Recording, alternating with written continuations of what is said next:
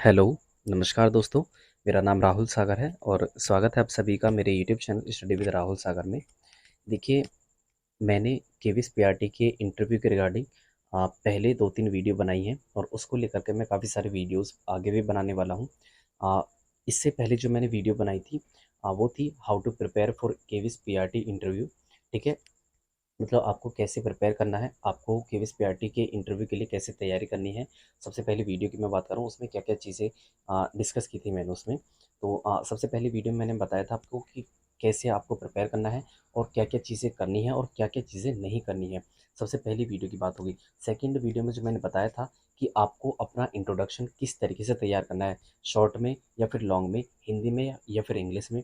ठीक है? तो काफ़ी सारी चीज़ों के ऊपर मैंने बात की थी और एक बेटर सीक्वेंस क्या होना चाहिए इंट्रोडक्शन का, उसके ऊपर मैंने सेकंड वीडियो में मैंने बात की थी। लेकिन आज की जो वीडियो होने वाली है हमारी, वो है देखिए, जो इंटरव्यू पैनल होता है, हालाँकि क्वेश्चन तो आपसे कहीं से भी रेज़ कर सकता है, मतलब कहीं से भी उठा सकता है जो क्वेश्चन है, वो आपसे किसी भी तरह के क्वेश्चन पूछ सकता है।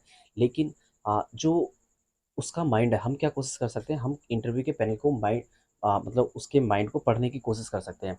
तो उसी तरीके से जब आप अपना इंट्रोडक्शन उस पैनल के सामने रखोगे, तो वो कहाँ-कहाँ से क्वेश्चंस आपसे उठा सकता है, मतलब कहाँ-कहाँ से क्वेश्चन पूछ सकता है आपके इंट्रोडक्शन से, आज उसके बारे में मैं बात करने जा रहा हूँ। मतलब कि आपसे आप जो इंट्रोडक्शन उसके सामने पेश करोगे, उसमें से क्वेश्चंस कहाँ-कहाँ से इंटरव्यू पैनल आपसे पूछ सकता है, इसके बारे में मैं आज डिटेल में डिस्कस करूँगा। ठीक है दोस्तों? तो ये जो आप सामने बोर्ड पर देख पा रहे हैं, ये वो परफॉर्मा है जो मैंने आपको सेकंड वीडियो में बताया था कि आपको अपना इंट्रोडक्शन किस तरीके से तैयार करना है, शॉर्ट में, लॉन्ग में। मैंने वो काफ़ी सारी चीज़ों के ऊपर मैंने बात कर दी थी। ठीक है? तो आज हम बात करने वाले हैं कि आपको इंट्रोडक्शन में से क्वेश्चंस कहाँ-कहाँ से पूछे जा सकते हैं। तो चलिए दोस्तों, शुरू करते हैं आज के अपने वीडियो को। और देखिए, वीडियो की शुरुआत करने से पहले आप सभी से एक रिक्वेस्ट है कि अगर आपने मेरा चैनल अभी तक सब्सक्राइब नहीं किया है तो प्लीज़ चैनल को सब्सक्राइब कर लीजिए और बेल आइकन को प्रेस कर लीजिए ताकि जो हमारी आने वाली वीडियोज़ हैं उनको आप आसानी से देख सकें। ठीक है दोस्तों, तो चलिए शुरू करते हैं। सबसे पहले मैंने आपको बताया था ग्रैटिट्यूड वाली लाइन, मतलब कि in the first place I feel blessed to be standing here seeking to be a part of this prestigious organisation. इसमें क्या लिखा हुआ है, सर आज मैं बहुत ज़्यादा आज बहुत ज़्यादा ब्लेस्ड फील कर रहा हूँ क्योंकि आज मैं एक प्रेस्टिजियस ऑर्गेनाइजेशन का हिस्सा बनने की मांग करने जा रहा हूँ। ठीक है? तो ये क्या है? ये इस लाइन में लिखा हुआ है। अब यहाँ इस लाइन को अगर आप बोलोगे, देखिए लाइन अलग-अलग आप लिख सकते हैं, उसी के हिसाब से आपको क्वेश्चन बन सकते हैं।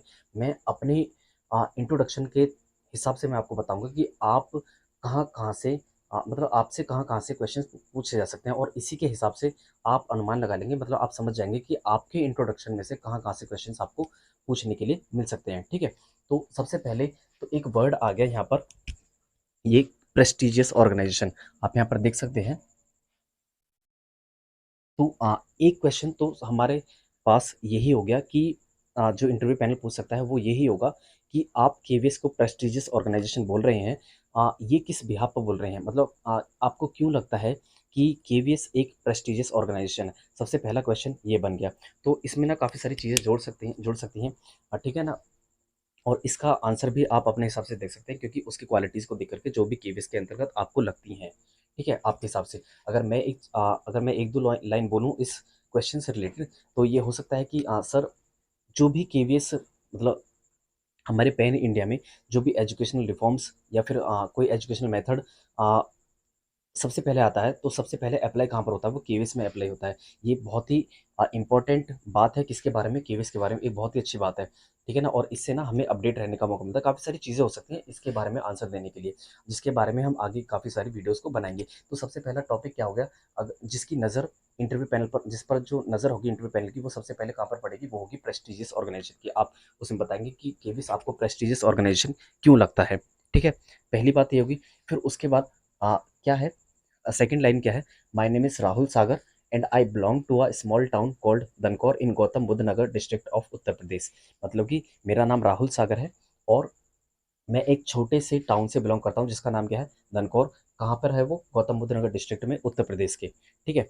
अब सबसे पहली बात, देखिए, आपको अपने नाम का मीनिंग पता होना चाहिए, मतलब आपको अपने नाम का अर्थ पता होना चाहिए। सबसे पहला क्वेश्चन ये, ठीक है? आपको ये भी तैयार करके जाना है कि आपके नाम का मीनिंग क्या है, ठीक? और सेकंड चीज़ क्या है? आपका जो भी सरनेम है, क्या आपका जो भी सरनेम है, आपको उसके पीछे का जो हिस्ट्री है, मतलब क्यों यूज़ किया जाता है, कैसे यूज़ किया जाता है, किसके लिए यूज़ किया जाता है, इसके बारे में भी आपको जानकारी रखनी है, ठीक है? और फिर उसके बाद बात करें हम, I belong to a small town called Dhankaur in Gautam Buddh Nagar district of Uttar Pradesh. ये 3 चीज़ मैंने बता दी। मैं कहाँ से बिलोंग करता हूँ, मतलब अपने टाउन का नाम, फिर ठीक है, वो कहाँ, मतलब कौन से डिस्ट्रिक्ट में आता है और कौन से स्टेट में आता है। इन तीनों चीज़ों के बारे में थोड़ी-थोड़ी से ओवरव्यू, थोड़ा-थोड़ा सी इन्फॉर्मेशन आपको इकट्ठी करनी है, और जब भी इंटरव्यू पैनल आपसे पूछे इनके बारे में, तो आपको वहाँ पर बता देनी है। देखिए, मैं ये नहीं कहता कि यही चीज़ें फॉलो होंगी इंटरव्यू पैनल में, लेकिन ये चीज़ें आपसे पूछी जा सकती है, क्योंकि हर एक व्यक्ति का जो इंटरव्यू होगा वो अलग-अलग तरीके से होगा, अलग-अलग क्वेश्चंस उससे पूछे जाएँगे।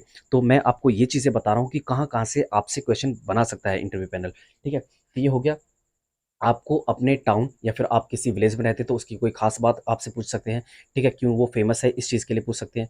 तो ये हो गई टाउन के बारे में, आपके गौतम बुद्ध नगर, मतलब आपका जो भी डिस्ट्रिक्ट है उसके बारे में कुछ जानकारी आपसे ले सकते हैं, ठीक है? आप सपोज़ दैट आप उनके मतलब आपके डिस्ट्रिक्ट के जो भी डीएम वगैरह हैं, या फिर कोई अ, विधायक वगैरह हैं, उनके बारे में आपसे पूछ सकते हैं, ठीक है? मतलब थोड़ी जो भी इन्फॉर्मेशन आपको वहाँ पे मिले, आप गूगल पर सर्च करके देख सकते हैं, वहाँ पे थोड़ी-सी इन्फॉर्मेशन आपको कलेक्ट करके वहाँ पर बता देनी है, ठीक है? फिर वहीं पर बात करें, अपने स्टेट के बारे में भी थोड़ी इन्फॉर्मेशन आपको कलेक्ट करके रखनी है, और उसको अपने दिमाग में बिठा लीजिए, ताकि जब भी इंटरव्यू पैनल आपसे पूछे, तो उसके बारे में आप आसानी से वहाँ पर बोल पाएँ, ठीक है? तो ये चीज़ होगी,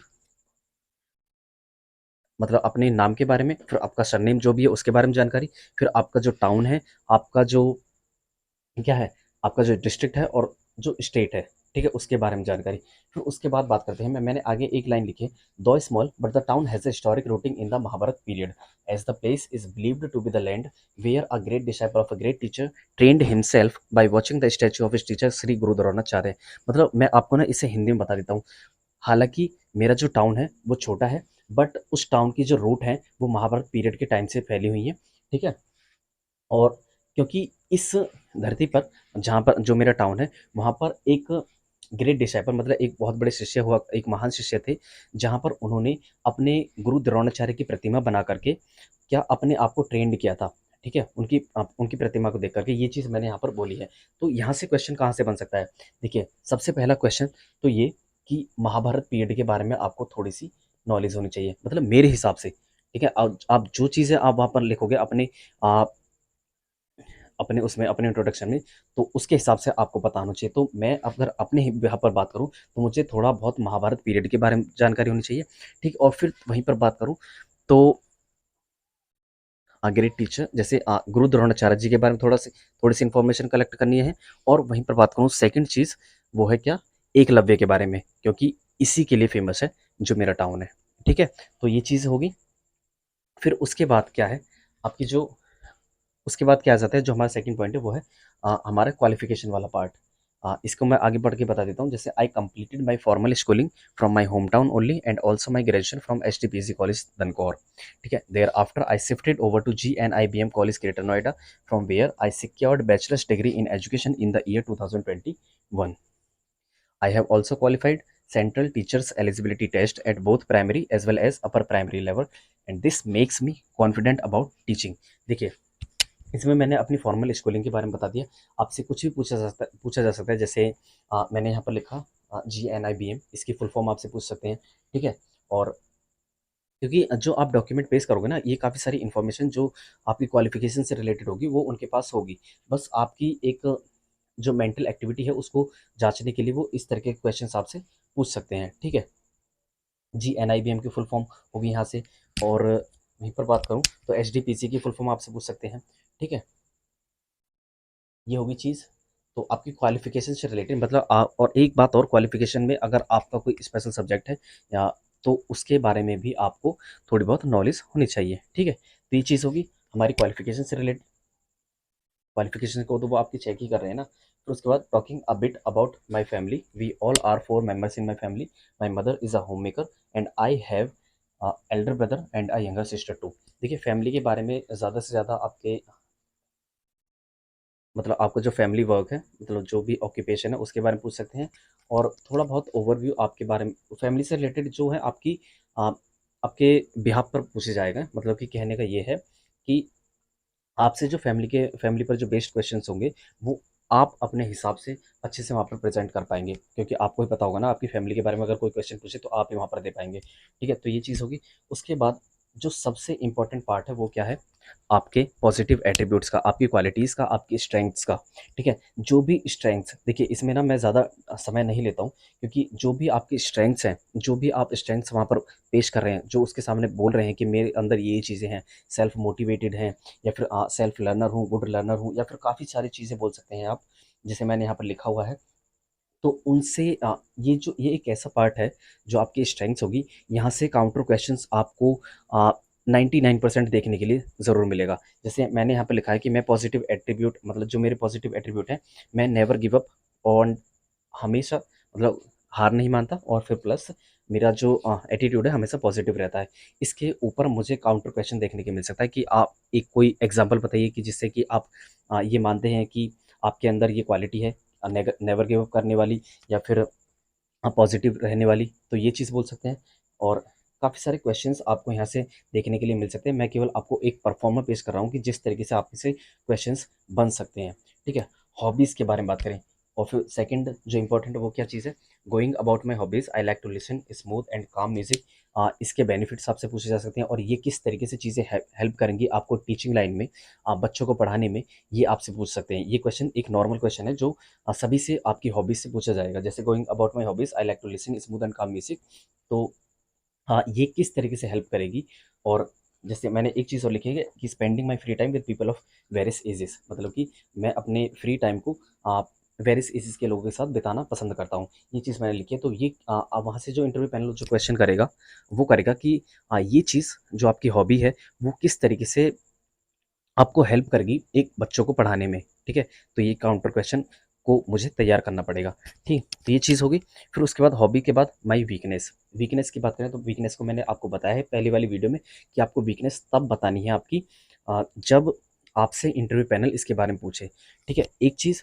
और सेकंड चीज़ ये कि वीकनेस को इस तरीके से पेश मत करना कि आप अपने बिहाफ पर बता दो कि मुझे तो ये चीज़ मतलब ये मेरी वीकनेस है, मुझे गुस्सा बहुत आता है। इस तरीके की वीकनेस आपको बतानी नहीं है, क्योंकि देखिए चीज़ें ना हमें कहीं न कहीं तक कहीं न कहीं वो चीज़ फ़ॉलो करनी है, जो वो इंटरव्यू पैनल हमसे चाहता है, जो एक बच्चों के लिए मतलब महफ़ूज़ होंगी, ठीक है ना? ये हमारी टीचिंग लाइन के लिए किसी भी तरह की बाधा उत्पन्न नहीं करेंगी। इस तरीके की वीकनेस हमें बतानी है और एक पॉज़िटिव वे में उनको प्रेज़ेंट करना है। और एक चीज़ और, उसमें साथ के साथ ये भी चीज़ जोड़ देनी है कि मैं इसको कम करने के लिए, इससे निपटने के लिए मैं क्या कर रहा हूँ, इस पर काम कर रहा हूँ, ठीक है? तो ये चीज़ भी आपको साथ के साथ उसमें बोल देनी है।